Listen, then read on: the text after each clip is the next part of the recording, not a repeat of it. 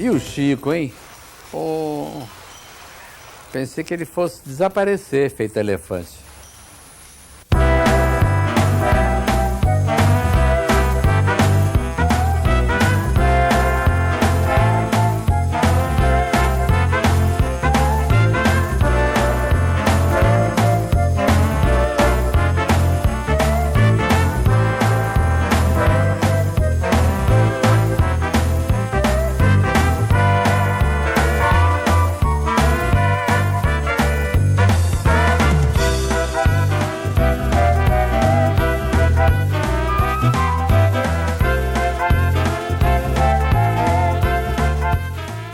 Eu jogava futebol, jogava direito e eu conto muito isso, que eu esqueci o tênis. Tinha um jogo que eu achava que era no campo do Fluminense, onde eu jogaria descalço, porque era gramado. E o jogo era no campo do Aliança, que era de terra, então eu falei, eu vou em casa buscar o tênis. E quando eu fui buscar o tênis, encontrei minha irmã, que estava saindo com um amigo. Ela ia fazer um teste na Rádio Guanabara. Eu vou com você, eu vou passar no campo lá para avisar que eu não vou jogar e vou com você. Então eu fui e fiz 2 testes, um de locutor, um de radioator, e eu passei nos 2, e aí fiquei sendo radioator e locutor da Rádio Guanabara, aí já profissionalmente.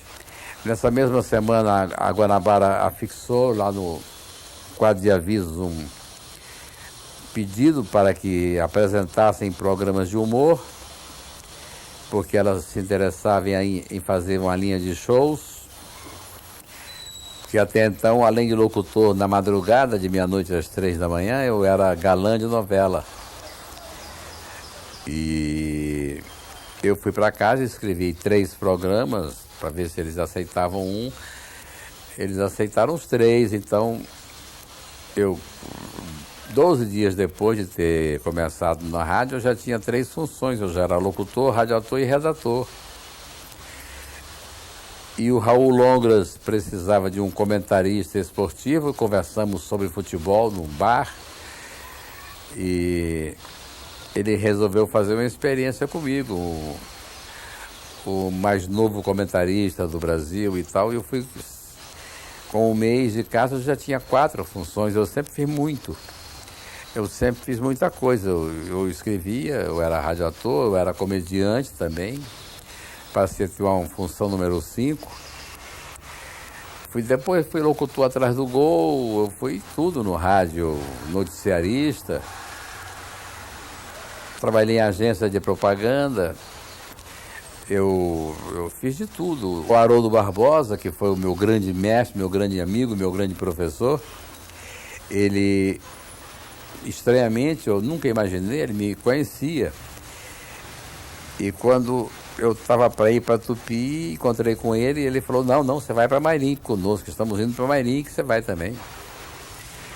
Aí me levou na Mairink e disse para o Gilson Amado, contrata esse garoto que eu assino por ele.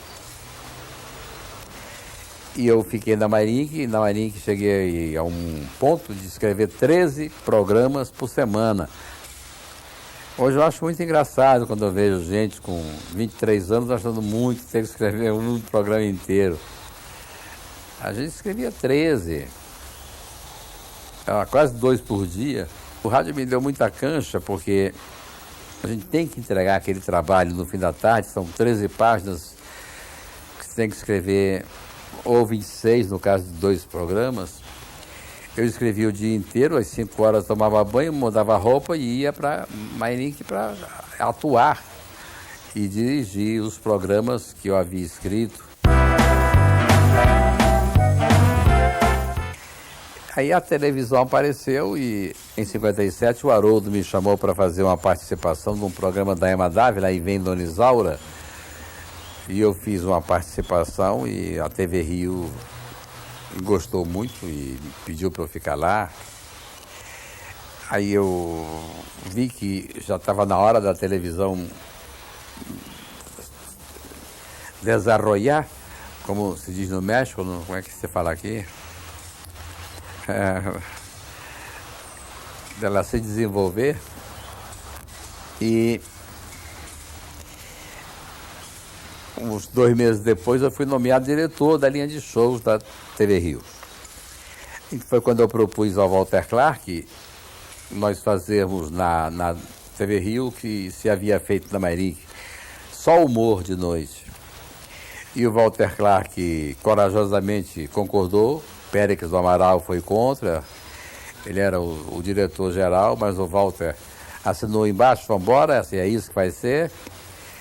E nós fazíamos 14 programas de humor, 2 por noite, e afinal conseguimos desbancar a Tupi. A Tupi tinha 87 pontos, agora a TV Rio tinha 6, e 40 dias depois a TV Rio tinha 85 e a Tupi tinha 5. Foi uma fase brilhante do humor na televisão.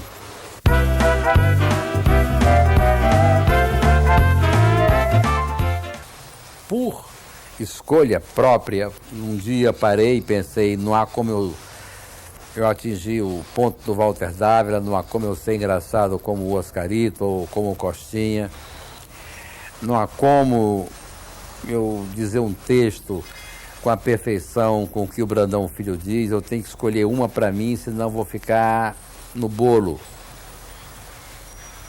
Aí eu falei, eu vou ser aquele que faz vários. Foi uma opção minha, eu escolhi isso. Eu nunca vou aparecer de cara limpa, eu vou sempre fazer um personagem. Então, eu propus isso ao público e o público aceitou divinamente. O programa ia ao ar domingo, eu me lembro que não tinha, a última sessão do cinema foi cancelada, não tinha mais, porque ninguém ia. Aviões mudaram o horário, houve um negócio que mexeu muito com o Brasil todo. Era uma novidade mundial, pela primeira vez aquilo era feito no mundo, o mesmo cara fazer sozinho 8 personagens. 8. No fim, eu fazia 34. A modificação foi gerada pelo progresso. As coisas, os esquetes, eu peguei um dia desses um esquete do Coronel Limoeiro que tinha 12 páginas. Os esquetes hoje tem 1,5 páginas, 1 página e 3/4. Quando tem 2, a gente já acha longo. E daqui a pouco vão ter depois vão ter 3/4 de página. A velocidade do computador, ela se transferiu para a vida toda passou a ser mais veloz. Então, uma música que antigamente tinha 4 minutos e tal, hoje tem 1 minuto e 58, 1 e 55, senão as rádios não tocam. Então, essa velocidade passou para a comédia também. O meu programa, eu digo que eu mudo de título só para variar, mas no fundo é o Chico Anísio fazendo vários personagens. Eu acho que eu fui feliz com ele. Eu fiquei 36 anos no ar, semanalmente, sempre entre os 8 de maior audiência no país, contando com 3 novelas, 2 telejornais e tal. Eu não posso ter queixa nenhuma do que eu consegui na televisão. Quando eu parei o Chico Total, ele estava dando 45.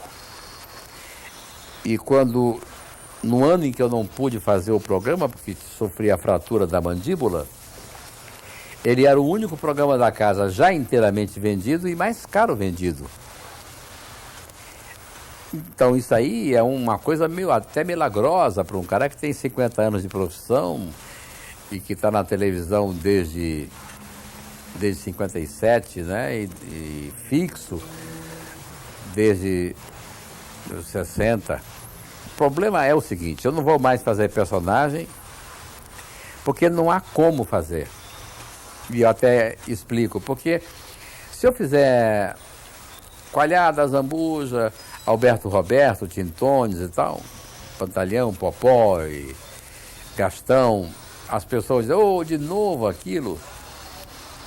E se eu fizer personagens inteiramente diferentes, eles vão dizer, eu gostava dos antigos.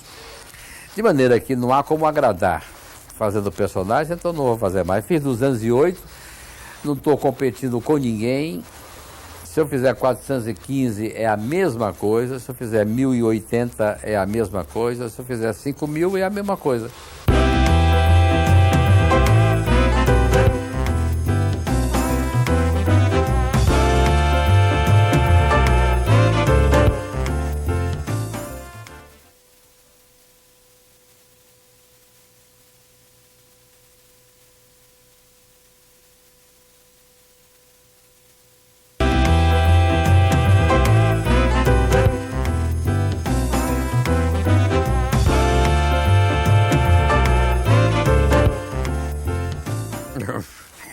Eu gostaria demais de me sentir influenciado pelo Renoir, de ter a influência do Hemingway na literatura, ou de ter a influência do Chico Buarque nas minhas letras, mas não.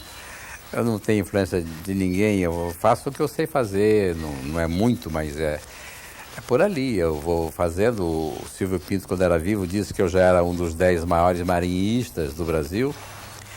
E esse elogio de um mestre, porque o Silvio Pinto foi o homem que substituiu o Pansete, valeu para mim como uma grande honraria, uma grande glória, uma grande alegria.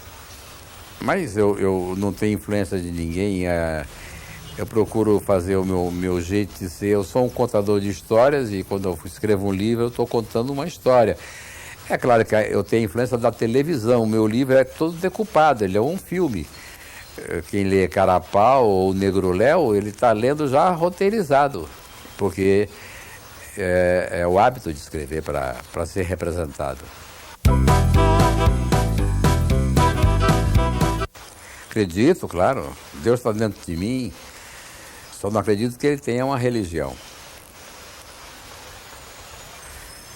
O orgulho é um sentimento feio. Não, orgulho, não. Eu não gosto nem dessa palavra. Eu tenho muita felicidade de ter filhos bons e de manter um bom relacionamento com minhas ex-mulheres, às vezes até melhor do que no tempo de casado. Isso é uma coisa que me dá muita felicidade, me dá... Não chega a ser vaidade, orgulho nunca. Não, orgulho não tenho.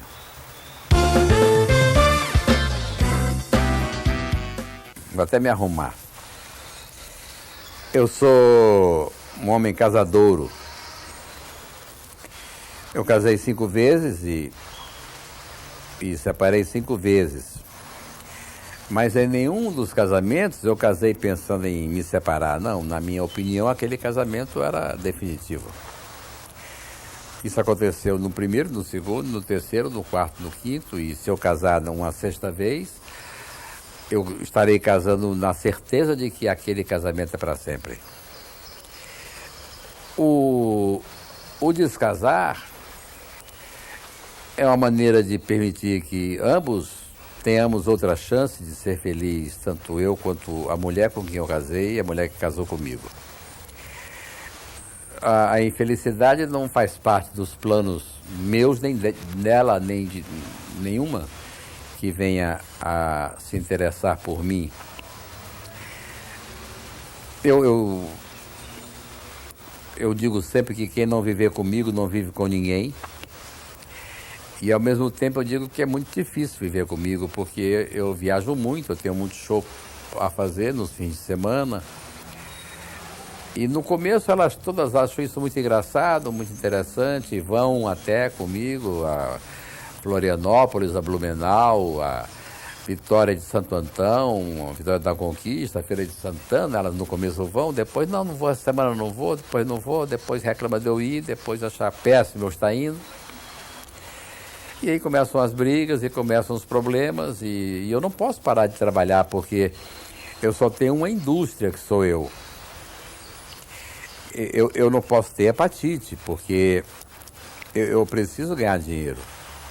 Essa é a razão pela qual eu estou no Brasil, porque Enquanto eu não acertar alguma coisa nos Estados Unidos, no que diz respeito a trabalho, eu tenho que vir buscar o meu dinheiro aqui. Eu tenho que fazer os shows, eu tenho que trabalhar, eu tenho que ganhar dinheiro. Eu tenho 7 filhos, eu tenho 5 ex-mulheres, eu tenho funcionários que dependem de mim. As mulheres estão por aí, e eu sei que elas estão, e continuo me interessando por elas. Eu tenho dado mais ou menos um tempo, porque é chato sair de uma e já entrar em outra e tal. Mas eu estou aberto a conversações, a negociações. Eu sou gentil, não sou tão romântico quanto deveria. Talvez seja esse um problema também. Mas nunca tive reclamação de nenhuma, e tive até um elogio muito importante da Sônia Braga, que uma mulher que namorou Bruce Willis, Clint Eastwood, Robert Redford e tal, e perguntaram para ela com quem ela gostaria de ter casado. Ela falou que comigo. Então fiquei muito feliz, porque pelo menos aí eu estou ganhando do Robert Redford.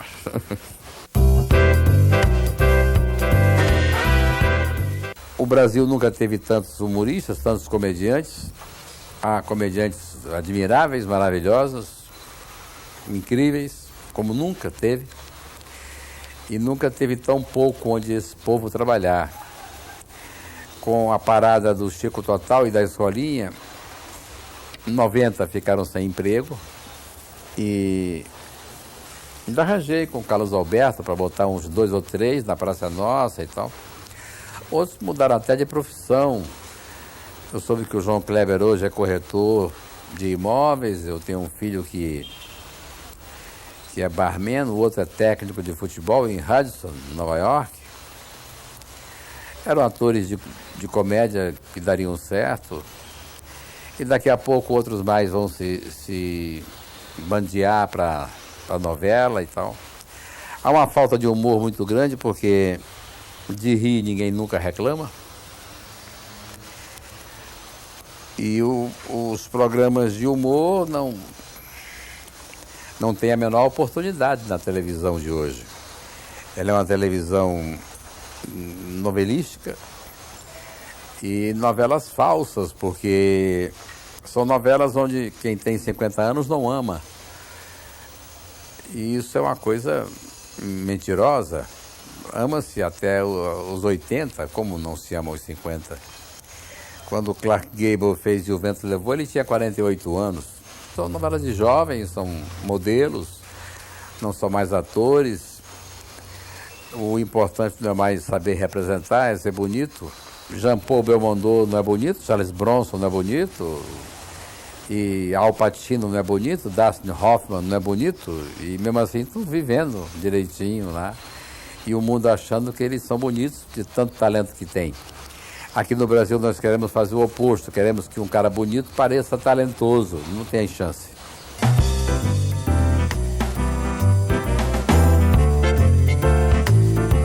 O artista não pode reclamar, por exemplo, de fã, porque é ele quem se põe na vitrine, é ele quem se exibe, e é ele quem se mostra, é ele quem se oferece, e depois reclama porque o fã vem e pede um autógrafo. Não pode. O artista tem que obedecer aos comandos do povo, ele tem que pesquisar, ver o que o povo, para quem ele trabalha, quer, para fazer aquilo que o povo quer. E ele tem que atender a quem o procura com a maior gentileza possível, esteja onde estiver, fazendo o que estiver fazendo. Ele tem que parar. O Pelé só come frio. Na hora que ele vai comer, Pelé me dá um autógrafo. Eu falei, pois não, dá um autógrafo. Quando ele vai comer, Pelé, vamos tirar uma foto. Ele só come frio. E tá certo, porque ele é que se fez Pelé. Quem mandou ele jogar futebol bem como ele jogou? Quem mandou ele ser o craque do século? A culpa é dele. Então o artista é um vaidoso, em primeiro lugar, porque Ele está se mostrando, ele está se exibindo, ele está se expondo.